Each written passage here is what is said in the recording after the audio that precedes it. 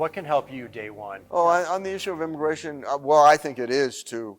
I think if we go back to that TDA issue, I think that we do need a more secure border, um, and we do need a better vetting process for individuals coming across. I mean, if you can just right now, uh, Venezuela has been a problem for us here locally, well, thanks to Denver in part, but in part because the fact is that um, they don't share criminal histories with the United States as most countries do, with individuals wishing to enter the United States.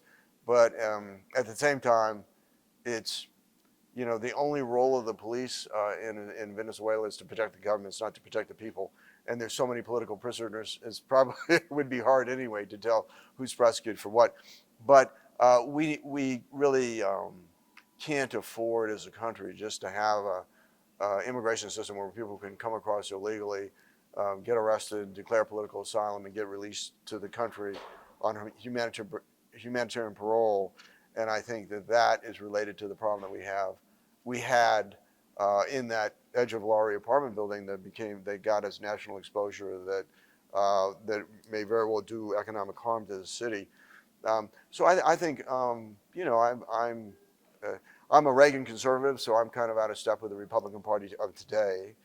Um, but clearly but immigration reform would really help us. And giving some certainty to people, we have the Salvadoran community is the third largest community here. In fact, we have a consulate in our city, a Salvadoran consulate, and they came. So they originally came here after 2001. There was a terrible earthquake in El Salvador, and people came under temporary protected status here.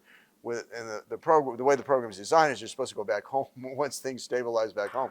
Well, they never did, and successive administrations have extended them, and so you have, grandchildren here that are born in the United States from people that came here, over 20 years ago, and so they have no path. The grandparents, or in some instances, parents, grandparents who have businesses here, who own homes here, have no path to citizenship under this program, and this administration could reverse that program. Going forward, I don't think it's a good program. I mean, I think that if somebody has a natural disaster in their country, I think we ought to go down and help them there. But at the same time, we ought to recognize these people have been here for a very long time, and they ought to be given a permanent status with a path to citizenship. So shifting back to Aurora and great cities, what else should people know about the city of Aurora? Well, I think I grew up here and remember it as a small military town, and so there's still a legacy of the military here. But I'm moving forward on some incredible projects to redefine the city, to bring it back to the greatness I remember as growing up here.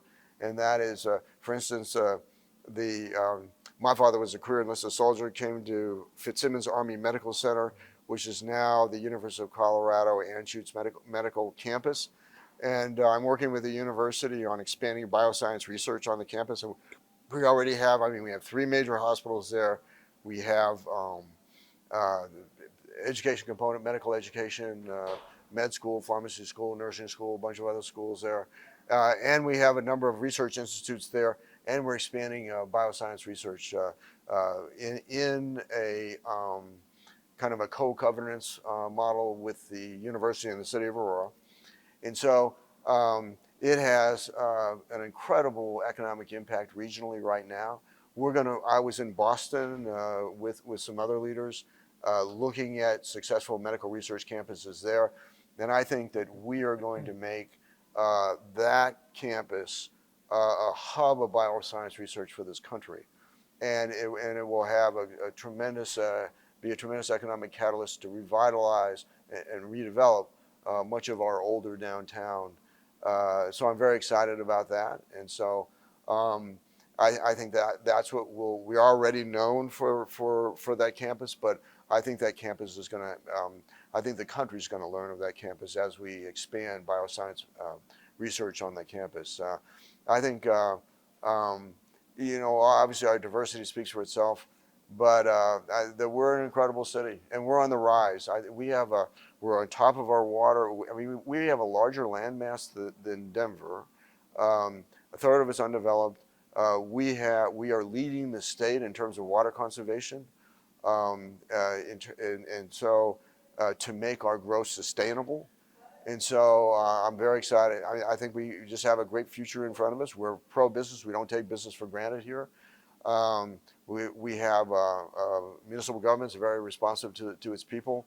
Um, we have an incredible leadership team in the city with our city manager, Jason Patchler, with our new chief of police, Todd Chamberlain, and all the other leaders of this city. And so I think we have a very exciting future in front of us. Is there anything else that you think that people should know?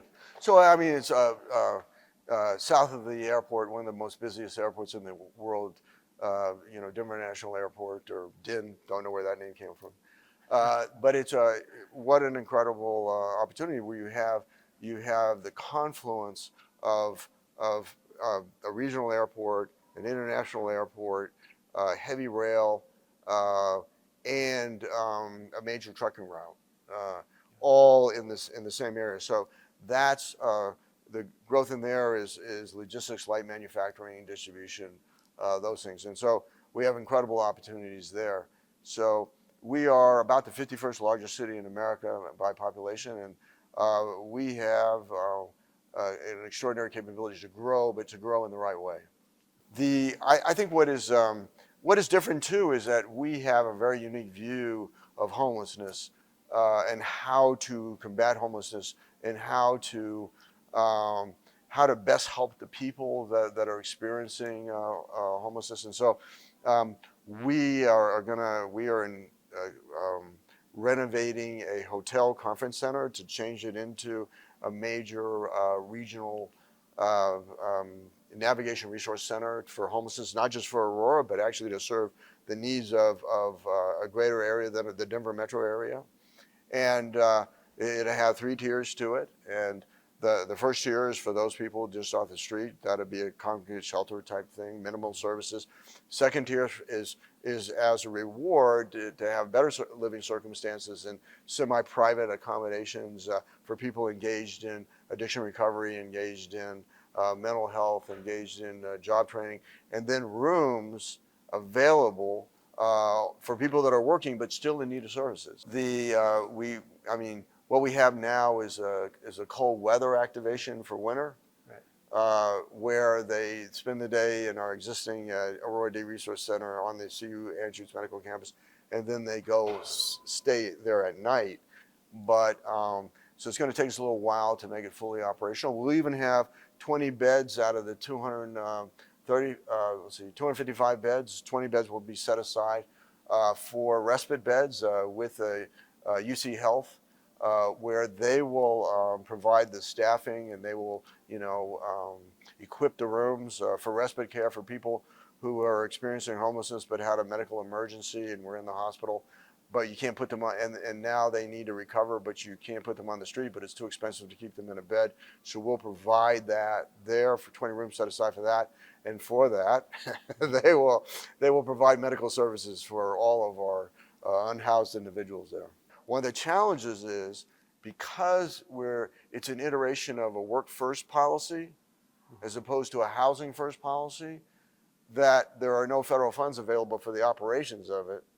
Now there's some Medicaid dollars, but whereas if we were housing first, but housing first essentially says that this would be permanent supportive housing, whereby we would provide the services, but we could not mandate them to take advantage of those services. So what will be a great experiment for the country is to have Denver as a housing first city and us, Aurora, side by side, but as a work first city. Mine is not to denigrate the housing first philosophy, but it is to take the concept to Washington and say, this works, we need federal law change, we need you to recognize a work first approach as well as a housing first.